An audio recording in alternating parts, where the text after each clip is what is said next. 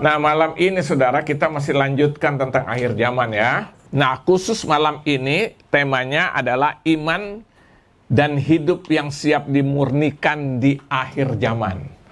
Jadi saudara jangan berpikir jadi orang Kristen tuh ya udah percaya enggak, Tuhan akan murnikan terus iman kita, hidup kita supaya kita layak nanti berdampingan dengan Dia sebagai mempelai pria. Ya kan? Makanya saudara, kenapa kita harus datang hari Jumat, hari Minggu? Nggak apa-apa saudara, tantangan ada ya biasa itu ya kan. Nah, saya ajak kita dulu membuka 1 Petrus pasal yang pertama. Kita akan baca ayat 3-12, saya aja yang baca. Di situ temanya pengharapan, iman, dan kasih. Tema perikopnya.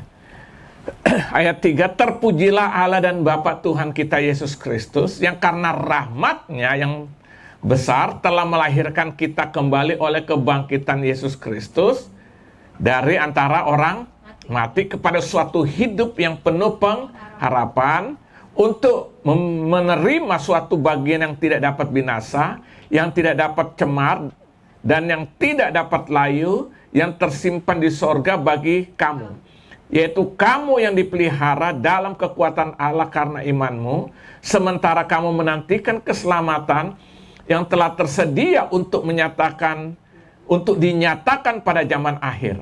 Zaman akhir itu berbicara apa? Ya akhir zaman. Ayat keberapa? Ke-6, bergembiralah akan hal itu, sekalipun sekarang ini kamu seketika harus berduka cita oleh berbagai-bagai pencobaan ya. Sekarang kita sedang menghadapi pencobaan nggak? Ya, itu seketika aja kata arti, tidak akan lama. Ayat ke-7, maksud semuanya itu, nah ini perhatikan ayat 7, maksud semuanya itu ialah untuk apa? Membuktikan kemurnian imanmu, yang jauh lebih tinggi dari nilainya daripada emas yang fana. Ya, emas itu satu ukuran yang paling menentukan. Dolar pun kita mata uang ukurannya apa? Emas. Yang diuji kemurnian dengan api, sehingga kamu memperoleh puji-pujian dan kemuliaan dan kehormatan pada hari Kristus menyatakan dirinya. Kapan itu? Ya waktu Dia datang kedua kali maksudnya. Ayat 8, sekalipun kamu belum pernah melihat Dia, namun kamu mengasihinya. Kamu percaya kepada Dia sekalipun kamu sekarang tidak melihatnya. Kamu bergembira karena sukacita yang mulia dan yang tidak terkatakan, karena kamu telah mencapai tujuan imanmu, yaitu keselamatan jiwamu. Keselamatan itulah yang diselidiki dan diteliti oleh nabi-nabi yang telah bernubuat tentang kasih karunia yang diuntukkan bagimu. Dan mereka meneliti saat yang mana dan bagaimana yang dimaksudkan oleh Roh Kristus yang ada di dalam mereka, yaitu roh yang sebelumnya memberikan kesaksian tentang segala penderitaan yang akan menimpa Kristus dan tentang segala kemuliaan yang menyusul sesudah itu. Kepada mereka telah dinyatakan bahwa mereka bukan melayani diri mereka sendiri, tetapi melayani kamu dengan segala sesuatu yang telah diberitakan sekarang kepada kamu dengan perantaraan mereka, yang oleh Roh Kudus yang diutus dari surga menyampaikan berita Injil kepada kamu, yaitu hal-hal yang ingin diketahui oleh malaikat-malaikat. Nah, jadi saudara, ini adalah surat Petrus, di mana kita tahu Petrus itu latar belakangnya bagaimana, tapi akhirnya dia setelah sungguh-sungguh dalam Tuhan, imannya berubah, imannya dimurnikan sampai akhirnya dulu pernah menyangkal Yesus, sekarang menjadi orang berani karena nama yang sama. Ya kan? Kenapa? Imannya sudah dimurnikan. Nah, jadi hari ini kita akan berbicara tentang iman dan hidup yang siap dimurnikan di akhir zaman ini. Artinya apa, saudara? Artinya, saudara, di akhir zaman ini yang harus kita persiapkan adalah iman dan hidup kita. Karena apa? Karena memang itu yang menentukan nanti. Makanya kita sedang dimurnikan, yang dimurnikan apa? Iman dan kehidupan kita nih loh. Nah, coba saudara lihat dulu sebagai ayat pertama dari pendahuluan kita. Saudara buka dalam Injil Lukas pasal yang ke-18 ayat yang ke-8. Jadi saudara, kita ini sedang dimurnikan semua, saudara. Iman saudara, iman saya, iman semua kita nih, ya kan? Makanya seringkali tantangan-tantangan Tuhan pakai itu untuk memurnikan apa? Iman kita, saudara. Apapun jenis. Perhatikan ayat ke-8. Kenapa, saudara, lihat ya. Jadi, iman di akhir zaman ini, saudara, Tuhan sedang memproseskan kemurnian iman kita. Kenapa? Itu iman itu menentukan nanti. Perhatikan ayat ke-8 dari Lukas 8. Aku berkata kepadamu. Siapa yang berkata ini? Yesus. Ia akan segera membenarkan mereka. Ya, membenarkan mereka tentu orang-orang yang percaya. Akan tetapi, ya, jika anak manusia itu datang, adakah ia mendapati iman di bumi? Ini, lihat. Tuhan tidak tanya hartamu berapa, kekayaanmu seberapa besar. Tidak, adakah iman di bumi? Ini. Jadi itu sebabnya, saudara, sekarang kita dalam Tuhan, kita sedang mengalami proses pemurnian itu. Sampai hari ini. Jadi saudara lihat, itu sebabnya setiap orang yang percaya, anak-anak Tuhan tuh, orang yang mengiring Yesus pasti akan masuk dalam proses pemurnian. Atau saya sering sekali sebut dapur pemurnian. Seperti emas itu loh. Emas itu bisa jadi murni karena dia masuk dalam dapur pemurnian. Dibakar terus. Ya kan, semakin dibakar kualitas kemurniannya semakin menonjol. Emas itu ada berapa tingkat sih? Ada 4, ada 18, ada 22, ada 23, ada 24 karat. Yang paling mahal itu yang 24 karat. Dia nggak keras, agak lebih lembek. Kenapa? Sudah sangat murni. Nah, kenapa dia bisa seperti itu? Karena dia dimurnikan dengan api. Di dalam api pemurnian itu dibakar tuh sampai akhirnya mengeluarkan apa? Kemurnian. Pasti nilainya beda. Mahal, makanya dunia tuh ukuran segala mata uang tuh standarnya emas di dunia ini. Nah, jadi iman kita itu harus dimurnikan juga seperti apa, saudara? Seperti emas itu, saudara, ya. Nah, berkaitan dengan kedatangan Yesus yang kedua kali, kita akan masuk dalam proses itu. Makanya saudara lihat, semakin hari kita lihat banyak sekali hal-hal yang terjadi yang tadinya kita tidak pernah pikirkan. Kondisi-kondisi di dunia kehidupan ini sedang terjadi, kita tidak pernah pikirkan, tapi terjadi, saudara. Sekarang ini sedang proses nggak? Orang kan nggak pernah berpikir 10 tahun yang lalu, 5 tahun yang lalu, bahwa nanti ada satu proses pemurnian yang luar biasa lewat namanya COVID-19. Nggak ada yang pernah tahu. Kita sedang dimurnikan, saudara ini. Di sini kita sedang ditantang, semua dampaknya kemana-mana. Tanpa kita sadari, karena ini akhir zaman, Yesus harus memurnikan. Ini bukan suka tidak suka, setuju tidak setuju, ini harus terjadi. Nah, itu sebabnya hari ini, saudara, kita harus relakan hidup kita masuk dalam pemurnian itu. Amin. Supaya nanti waktu dia datang kedua kali, kita layak duduk bersanding dengan dia. Dia disebut mempelai laki-laki, kita mempelai wanita itu. Nah, sekarang pertanyaannya begini. Mengapa iman dan kehidupan kita, gereja Tuhan, orang percaya itu harus dimurnikan? Yang pertama saya pelajari, karena iman itu akan menentukan kedewasaan rohani seseorang. Yang pertama, karena iman itu akan menentukan kedewasaan rohani dari hidup seseorang anak Tuhan, hidup seseorang yang percaya kepada Yesus, hidup seorang Kristen itu akan dibuktikan lewat apa? Proses iman ini. Jadi kedewasaan rohani seseorang itu harus diproses karena itu akan membuktikan kedewasaannya. Ya, jadi mengapa iman dan kehidupan kita ini harus diproses?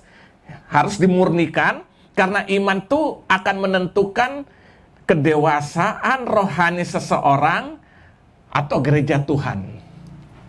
Jadi makanya itu harus apa? Harus mengalami yang namanya apa? Pemurnian itu. Karena kedewasaan kita tidak dapat dari sisi yang lain, hanya kita akan dapatkan waktu kita masuk dalam dapur pemurnian itu. Amin. Nah, coba saudara perhatikan ayat 6, ayat 9. Perhatikan di situ. Bergembiralah akan hal itu, sekalipun sekarang ini kamu seketika harus apa? Berduka cita. Keadaan-keadaan yang enak buat kita duka cita. Kita harus katakan amin. Amin. Oleh berbagai-bagai pencobaan. Lihat. Maksud semuanya itu ialah untuk apa? membuktikan apa? Kemurnian imanmu yang jauh lebih tinggi nilainya daripada emas yang fana. Lihat, emas aja sudah orang buru, emas jadi dianggap sesuatu yang luar biasa, tapi itu cuma fana. Lihat, maka dibandingkan dengan emas nian yang diuji kemurnian dengan api, sehingga kamu memperoleh puji-pujian dan kemuliaan dan kehormatan pada hari Yesus Kristus apa? Menyatakan diri. Kapan itu? Nanti kalau dia datang kedua kali. Sekalipun kamu belum pernah melihat dia, namun kamu mengasihinya. Kamu percaya kepada dia sekalipun kamu sekarang tidak melihatnya.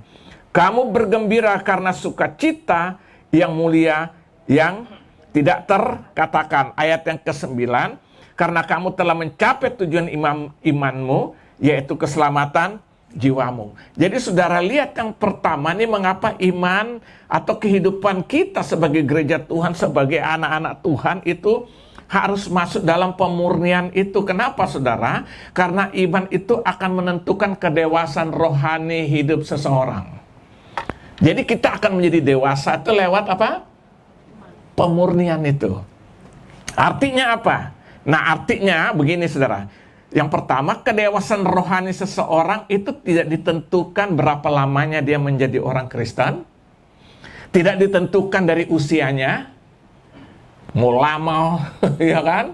So tua, nggak ada urusan itu. Yang ketiga, tidak ditentukan dari apa? Rambutnya so putih, so menipis sekalipun, ya kan? Nah, saudara, yang pertama, kedewasaan rohani tidak ditentukan dari semuanya ini, saudara, ya kan? Lama jadi orang Kristen, usianya, rambutnya putih, bahkan maaf saya harus katakan aktif di gereja pun tidak. Tetapi ditentukan oleh sikap hidup yang mau diproses. Ya, jadi maksudnya, jadi iman kita tuh menentukan kedewasaan hidup seseorang, tentu anak-anak Tuhan. Artinya kedewasaan kita tuh tidak ditentukan berapa lamanya jadi orang Kristen, tidak ditentukan usia kita berapa lama, ya kan? Mungkin kita aktif, tidak ada urusan dengan itu. Tidak ada urusannya itu, tapi bagaimana sikap hati iman kita yang siap untuk diproses oleh Tuhan. Itu menentukan kita akan menjadi dewasa. Itu maksudnya ya. Jadi iman itu menentukan kedewasaan. Artinya yang pertama, kedewasaan rohani seseorang tidak tentukan berapa lamanya. Jadi orang Kristen tidak tentukan usianya, tidak tentukan aktivitasnya di gereja, enggak. Tapi mau enggak diproses. Nah, kendala di sini yang seringkali membuat mentok. Karena waktu kita sedang dalam proses, itu pasti muncul yang namanya ego, gengsi, harga diri. Percaya saya.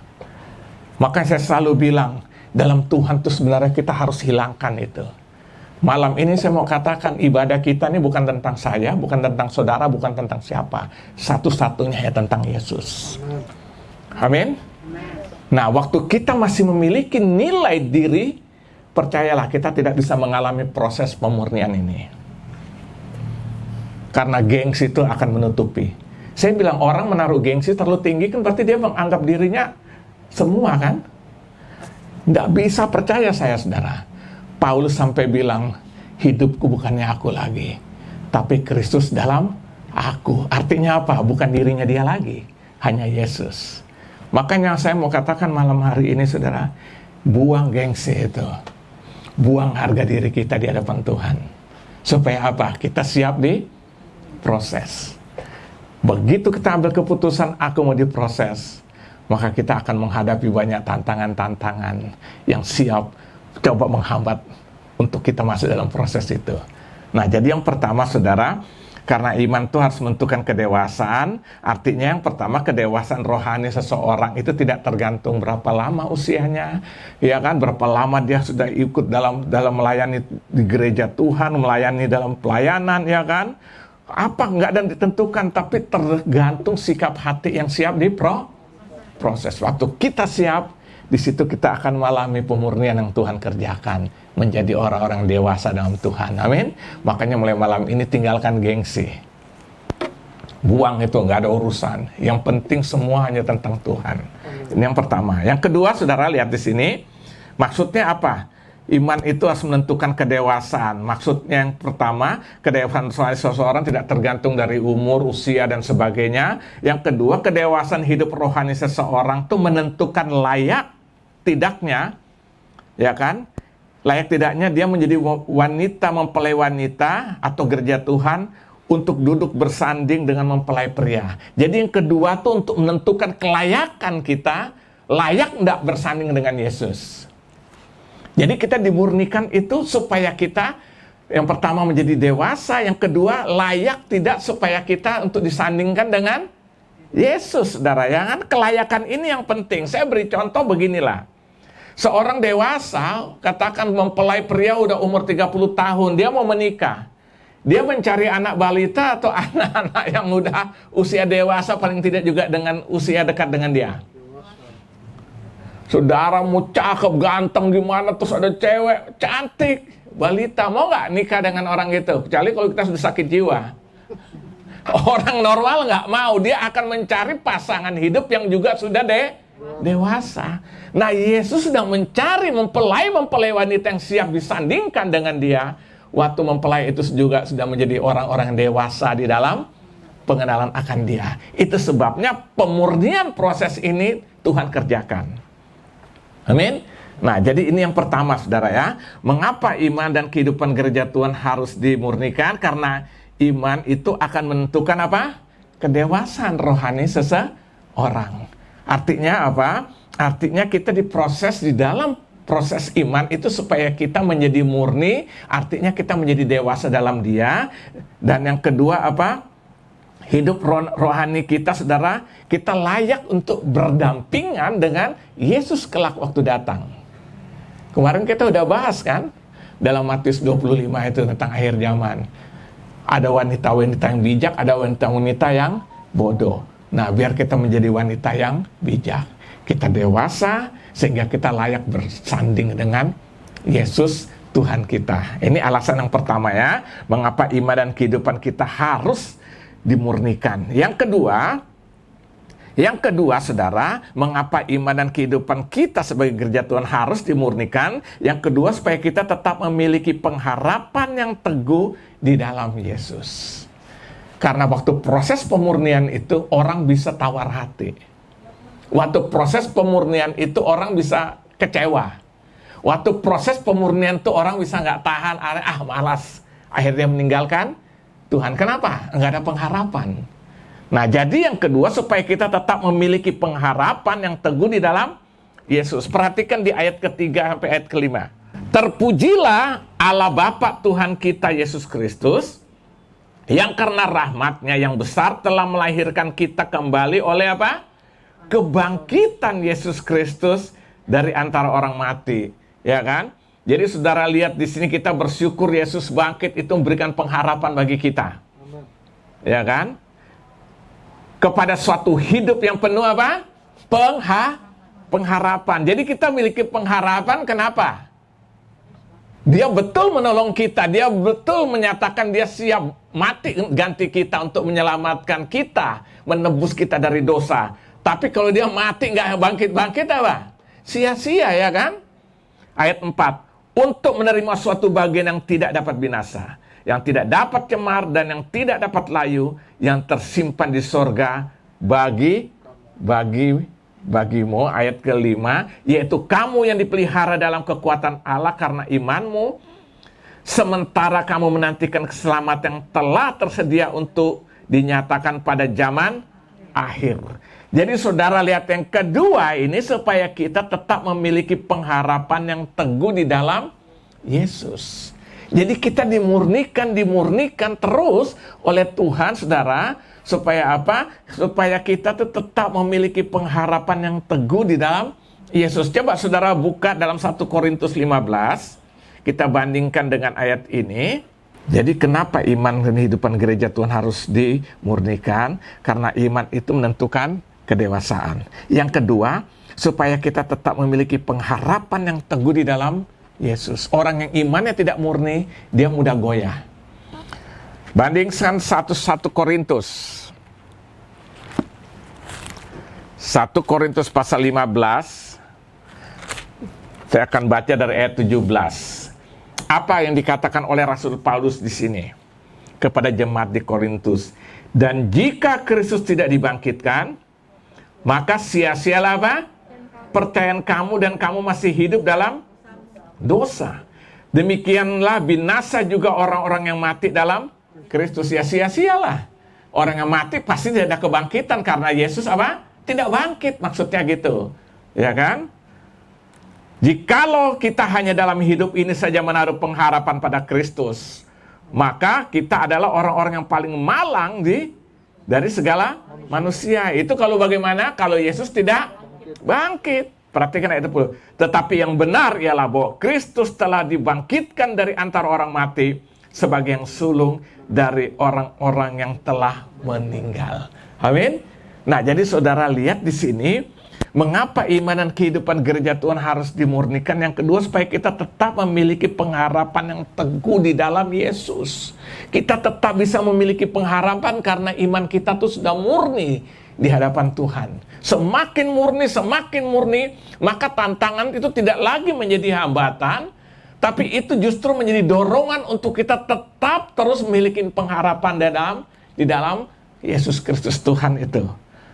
Amin.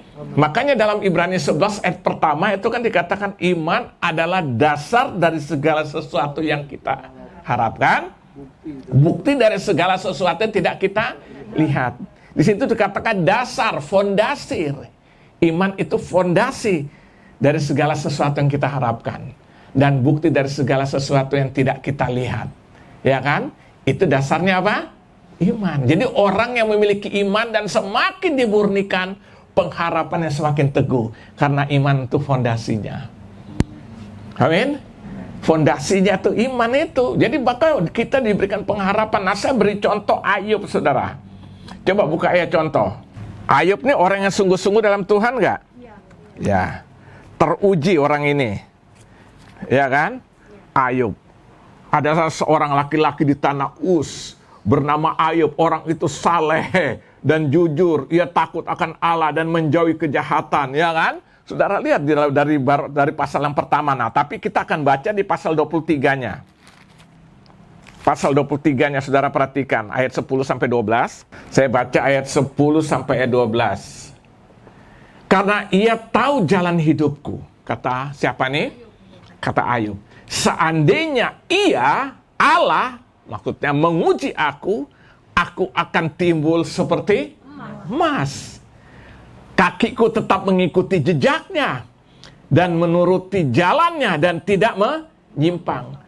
Perintah dari bibirnya tidak kulanggar, dalam sanubariku kusimpan ucapan mulutnya. Saudara lihat, saudara baca semua, akhirnya saudara, Ayub bilang, dulu aku hanya mengenal engkau, artinya hanya dengar-dengar itu, dia timbul iman percayanya. Tetapi sekarang dia bilang, dia bukan lagi hanya seperti yang dia pernah dengar, sekarang dia alami sendiri. Terjadi pemurnian enggak? Ya. Lihat, dan akhirnya Tuhan balikan semua segala yang dia alami, karena itu merupakan proses Tuhan. Anaknya 10 mati, Tuhan kembalikan. Alkitab katakan anaknya lebih cantik dan lebih gagah-gagah dari 10 anak yang pertama kali. Yang kedua, harta kekayaannya Tuhan izinkan habis. Itu kan diizin Tuhan kan? Iblis yang Tuhan izinkan untuk habiskan, hartanya menjadi 2 kali lipat. Bukan hanya itu, tubuhnya yang borok sampai dia pecahan beling. Saudara makin gatal, dia ambil pecahan beling untuk garuk. Sekarang Tuhan pulihkan seperti kulit bayi. Saudara lihat, karena apa? Pemurnian. Jadi saudara lihat yang kedua, mengapa iman dan kehidupan kita ini harus selalu dimurnikan oleh Tuhan, supaya kita tetap memiliki pengharapan yang teguh di dalam Yesus. Amin. Nah, pengharapan itu membuat kita tetap, apapun yang terjadi, aku tetap terus ikut Yesus. Amin. Supaya kita mengalami janji-janji Tuhan semakin digenapi. Nah, saya mau katakan ini akhir zaman, saudara. Sudah semakin kelihatan, saudara. Akhir zaman masih ingat enggak? Kapan startnya? Saya pengen tahu nih. Hah? Yesus datang pertama kali. Sampai datang kedua kali. Berarti udah sekarang itu kurang lebih 2021 tahun proses itu. Kita nggak tahu. Sebentar lagi, kalau lihat tanda-tanda, kemarin saya sudah bahas tanda-tanda terakhir, Injil harus diberitakan sampai ke ujung bumi. Ini sedang berjalan. Kapannya saya nggak tahu, tapi berarti kita sudah di penghujung. Nah, makanya pemurnian itu semakin jadi. Ayo kita siap dimurnikan. Masih mau hidup gengsi lagi nggak? Harga diri masih mau ada nggak? Buang ke laut sana. Supaya apa? Kita dimurnikan. Penghambat itu gengsi, saudara, percaya deh. Tapi waktu kita rela tinggalkan itu, seperti Paulus, nanti kita lihat contoh-contoh dalam kehidupan Paulus. Yang ketiga kita pelajari sini, mengapa iman dan kehidupan kita sebagai gereja Tuhan harus dimurnikan. Yang ketiga, agar supaya sukacita kita penuh di dalam Dia dan tak tergoyahkan dalam situasi atau kondisi apapun. Jadi yang ketiga, agar supaya sukacita yang kita yang ada dalam diri kita terus dipenuhi di dalam Kristus, dan akhirnya kita tidak tergoyahkan oleh situasi dan kondisi apapun. Karena waktu kita menghadapi tantangan dan masalah lalu hilang sukacita, pasti kita akan drop. Sukacita itu berikan kemantapan kita tetap berdiri teguh. Nah, coba saudara kita kembali lagi ke Petrus tadi, ayat 8 sampai dengan ayat 10, saudara perhatikan di situ dari 1 Petrus ini, ayat 8 sampai ayat 10.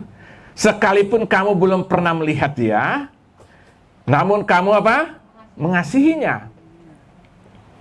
Kamu percaya kepada Dia, sekalipun kamu sekarang tidak melihatnya. Kamu bergembira karena apa? Sukacita yang mulia dan yang tidak apa? Terkatakan, karena kamu telah mencapai tujuan imanmu, yaitu keselamatan jiwamu. Keselamatan itulah yang diselidiki dan diteliti oleh nabi-nabi yang telah bernubuat tentang kasih karunia yang diuntukkan bagi kamu. Ya, saya ulangi ayat keberapa nih? Dari ayat 8. Sekalipun kamu belum pernah melihat Dia, namun kamu mengasihinya. Kamu percaya kepada dia sekalipun kamu sekarang tidak melihatnya. Kamu bergembira karena apa? Sukacita yang mulia yang tidak terkatakan. Jadi saudara lihat di sini, pemurnian itu terjadi agar supaya apa? Sukacita kita ini tetap penuh di dalam Yesus, yang tergoyahkan dalam situasi dan kondisi apapun. Nah, saya beri contoh saudara, Rasul Paulus. Saya beri contoh Rasul Paulus, saudara lihat. Rasul Paulus itu dia berkali-kali menghadapi tantangan yang berat. Nah, salah satu contohnya waktu dia ada di Roma. Saya udah pernah jelaskan berapa kali ini. Dalam waktu dia sedang ada di Roma dan dia sedang ada dalam penjara di kota Roma, di penjara bawah tanah. Tahun 55-56 Masehi, kurang lebih sekitar tahun itu. Apa yang terjadi? Ternyata dari dalam penjara itu, saudara lihat, dia tidak mengeluh. Kita baru beras habis saja udah, ya kan? Sakit belum sembuh. Tuhan, lu ada nggak Tuhan? Kayak orang Ambon, kalau saya nggak ada, turun. Biar beta naik, beta yang atur. Ya kan? Ya kan? Kita kadang-kadang baru menghadapi tantangan, kita sudah berkeluh kesah. Ya kan? Tapi Rasul Paulus ini luar biasa. Ya kan? Akhirnya apa? Dia katakan kepada jemaat yang sangat terkenal ayatnya dalam surat Filipi, ayat yang keempat. Jadi waktu Rasul Paulus menulis surat Filipi ini, saudara, dia sedang ada di kota Roma dalam penjara. Dan yang luar biasa, surat itu sampai disebut juga surat sukacita, karena inti dari surat Filipi itu berbicara tentang sukacita. Dia bilang dalam Filipi 4:4, bersukacitalah senantiasa dalam Tuhan. Sekali lagi kukatakan apa? Bersukacitalah. Nah, saudara lihat, ini aneh nggak? Ada keanehan nggak? Orang dalam penjara, orang lagi susah, ya kan? Seharusnya kan dia berkeluh kesah dong, atau dia minta orang lain menghibur dari luar. Tapi justru yang terjadi sebalik, dia bilang bersukacitalah. Pertanyaan saya, kenapa Paulus bisa mengalami ini seperti ini? Kenapa? Karena dia sudah mengalami sukacita penuh di dalam Yesus. Imannya sudah sungguh-sungguh dimurnikan, Sehingga akhirnya apa? Sukacita penuh di dalam dia, ya kan? Tidak tergoyahkan hanya oleh dalam penjara, hanya oleh karena situasi tidak sesuai dengan apa yang dia kehendaki secara daging. Lihat, akhirnya dia tetap dapat bersukacita, dan dia menuliskan surat ini, bersukacitalah senantiasa dalam Tuhan. Sekali lagi kukatakan, bersukacitalah. Aneh kan? Dalam penjara menasihatkan orang di luar supaya sukacita. Harusnya sebaliknya dong.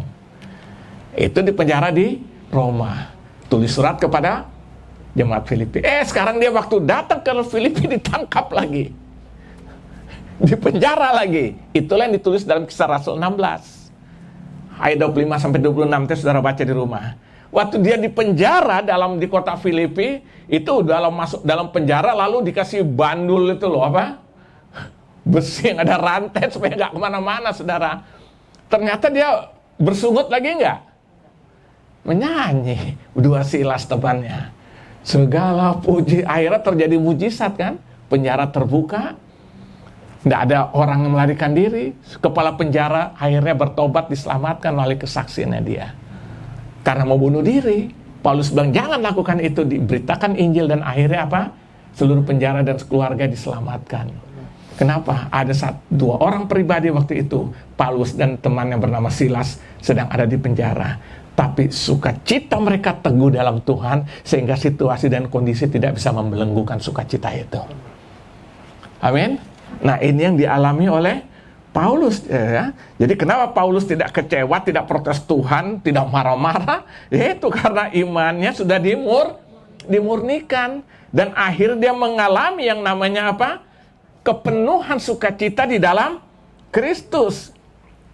Akhirnya dia bilang, hidupku bukannya aku lagi, tapi Kristus yang hidup di dalam aku. Hidup hanya bagi Kristus, mati toh keuntungan. Ini kan orang yang murni banget, sudah imannya sudah berkualitas, ya kan? Nah, ini yang Tuhan minta malam ini bagi saudara dan saya, bagi kita semua, termasuk yang di rumah. Kita harus tetap ada pemurnian dalam hidupan kita, supaya sukacita kita akhirnya penuh di dalam Dia. Situasi enggak lagi lah. Jadi kita dalam melayani ada tantangan, ya biasalah itu. Masa gara-gara itu saya undur? Cemen sekali, ya kan? Kita tetap maju, justru pemurnian itu terjadi kan? Dengar firman Tuhan, aduh, gua tersinggung. Sebenarnya sih lumayan masih tersinggung, itu berarti masih peka. Kalau sampai nggak ngerasa apa-apa, ya kan? Itu yang aneh. Tapi bukan maksud saya kita tersinggung, tapi bukan berarti itu membuat kita akhirnya mundur, justru makin maju dalam Tuhan. Amin. Karena Alkitab bilang kan, firman itu untuk memurnikan kita, firman itu untuk memperbaiki kelakuan, ada kan?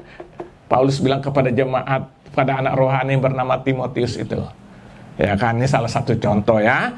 Jadi situasi kita tidak mempengaruhi lagi, karena sukacita kita penuh di dalam Tuhan. Dan itu terjadi karena iman kita terus dimurnikan dalam Tuhan. Saya beberapa waktu yang lalu saya kirim di grup kan, yang seorang penginjil, dari sejak tahun 77 ya, di Papua sana. Itu baru salah satu orang, banyak saudara. Lihat dia ceritanya, jadi dia sudah 40 berapa tahun. Saya lihat, 7 tahun 70 kita masih ke laut, gak karu-karuan. Dia cerita dia berapa tahun kena penyakit malaria. Akhirnya dia mundur, berangkat. Anaknya semua apa? Lahir di tengah hutan sana. Papua, tidak ada orang asing pernah masuk, satu-satunya dia namanya Jimmy Allen di Papua. Jujur, ya memang masing-masing Tuhan pakai ya. Mungkin kita nggak mampu seperti itu. Kecuali kalau Tuhan tetapkan kita, Tuhan akan berikan kemampuan. Dari tahun 77 dia sudah masuk di sana. Dari Amerika. Akhirnya dengan istrinya, anaknya semua lahir di sana, saudara. Dia bilang berapa bulan kemudian, 1 bulan kemudian dia baru sana udah kena malaria. Dan malaria sana itu waktu dia berobat pulang ke Amerika dikatakan itu malaria yang beda dari malaria biasa. Teman-teman saya juga sempat hanya pelayanan liburan ke sana pulang kena malaria. Maka saya waktu sebelum ke sana yang lalu saya minum obat kina dulu, saudara. Ini hikmat juga kan. Kita nggak tahu nyamuk-nyamuk sana ya kan. Dan dia bilang selama 3 tahun, jadi sembuh bolak-balik. Nah waktu dia pulang, orang-orang situ bilang dia nggak mungkin akan balik. Berapa saat kemudian balik lagi. Kayak gak apa-apa. Justru tindakan seperti itu yang membuat orang-orang sana akhirnya bertobat terima Yesus. Semua orang satu kampung tuh bertobat. Orang gak pernah mikir kan? Jadi dia menilai orang ini, wah pasti balik nih, gak akan waktu pergi berobat. Kan naik pesawat yang di atas air, Catalina tuh loh. Jetsnya apa tuh? Ya kan? Ternyata dia bolak-balik sampai hari ini masih di sana. Aduh, dia cerita juga tentang kelahiran anaknya yang juga, aduh, kena malaria juga semua. Tapi Tuhan tolong. Akhirnya apa, saudara? Mereka luar biasa dipakai Tuhan. Nah, kenapa mereka bisa gini? Karena imannya sudah betul-betul murni. Kan kalau mau hidup enak kan di Amerika aja kan? Lihat, saudara lihat. Justru lewat apa yang dilakukan, banyak orang bertobat. Terima Yesus sebagai Tuhan dan Juru Selamat. Saudara lihat. Mereka sudah nggak mikir lagi diri, sederhana banget saudara lihat orangnya. Nah kita masih ribut dengan keadaan diri kita sendiri kan. Waduh, harga diri gua disinggung, aduh gua nggak enak hati ya kan. Kapan mau mengalami ini udah nggak mikir dirinya saudara. Jujur saya waktu lihat kesaksian ini, dengar kesaksian ini, rasanya nggak ada apa-apanya, pelayanan kita kecil banget gitu loh. Termasuk ingat siapa yang ikut yang waktu ke panti layani orang gila itu. Saya bilang dengan itu kan teman saya satu angkatan. Yang ibu itu. Yang namanya Ibu Vera tuh kan. Satu sama, saya bilang, Fer, gue lihat pelayanan lu, jujur gue rasanya gue gak ada apa-apanya lagi. Dia cerita itu kan, kemarin suami yang sama-sama saya waktu cerita juga. Sampai kotoran itu, saudara tahu itu dilempar ke mereka. Sampai sekarang hafal ayat, orang-orang gila udah sembuh sampai hafal ayat. Saya baru baca firman, mereka udah sebutkan ayat itu kan yang saya. Wih, saudara, artinya apa? Pemurnian itu harus terjadi, saudara. Baru kita bisa mengalami sesuatu yang luar biasa dalam Tuhan. Amin. Itu sebabnya malam hari ini, saudara, kita harus siap iman kita dimurnikan oleh Tuhan di akhir zaman ini. Amin. Nah, mengapa iman kita harus dimurnikan? Karena iman itu akan menentukan apa? Kedewasaan kita dalam Tuhan, ya. Jadi kedewasaan orang itu bukan karena udah lamanya, belum tentu. Lama itu tidak menjamin kita, usia kita tidak menjamin kedewasaan. Saya selalu bilang menjadi tua itu pasti, tapi menjadi dewasa itu pilihan. Amin. Yang kedua, ya, kedewasaan hidup rohani seseorang menentukan layak tidaknya kita berdampingan dengan mempelai pria itu. Nah, yang kedua, supaya kita tetap memiliki pengharapan yang teguh di dalam Yesus. Pemurnian itu membuat kita tetap memiliki keteguhan di dalam pengharapan. Yang ketiga, agar supaya sukacita kita penuh di dalam Dia, tidak lagi tergantung situasi dan kondisi yang ada. Bayangkan kalau kondisi yang menentukan, saya yakin Pak Jim Alan ini kabur dia. Ngapain gua hidup di hutan sana sampai hari ini? Tapi lewat mereka tuh luar biasa Injil diberitakan. Amin. Ini sudah nggak ada cengeng-cengengan lagi dalam melayani kayak gini. Saya sampai kemarin bilang sama Ibu Gembala, gue pengen tahu nih dia. Waktu itu kesaksiannya di Jakarta kalau nggak salah. Saya bilang saya mau cari tahu, mau undang sini gitu kan. Nanti coba nanti saya kasih tahu kalau mau cari tahu Bapak ini orang pintar bahasa Indonesia udah kan, yang 45 tahun di Indonesia. Nah, jadi saudara, biar hari ini kita sudah bahas tentang apa? Iman dan hidup yang siap dimurnikan di akhir zamannya. Haleluya.